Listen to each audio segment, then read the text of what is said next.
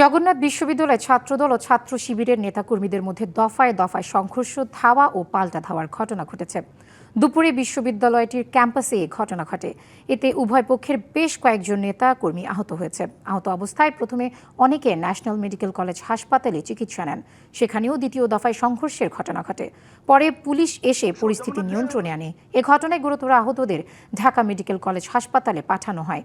জানা গেছে, জগন্নাথে একটি অনুষ্ঠানে ইউজিসি চেয়ারম্যান আসার খবরে ক্যাম্পাসের বিভিন্ন সমস্যা সংবলিত প্লেকার্ড নিয়ে জড়ো হয় ছাত্র শিবিরের একদল নেতাকর্মী।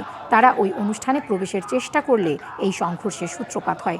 এ ঘটনায় জগন্নাথ বিশ্ববিদ্যালয়ের ছাত্র শিবিরের সভাপতি মোহাম্মদ আব্দুল আলিম আরিফ ও জবি ছাত্র দলের আহ্বায়ক কমিটির সদস্য ইয়াসিন সাইফ সহ শতাধিক নেতাকর্মী আহত হয়। সংঘর্ষের পর ছাত্র দলের নেতাকর্মীরা শিবির সদস্যদের ক্যাম্পাস থেকে তাড়িয়ে সেখানে অবস্থান কর্মসূচি পালন করেন।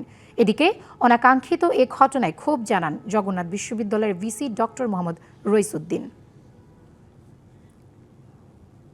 বাংলা কিউআর যেখানে, নগদ পেমেন্ট সেখানে। সারা দেশে 10 লাখেরও বেশি মার্চেন্টে নগদে পেমেন্ট করুন খুব সহজে।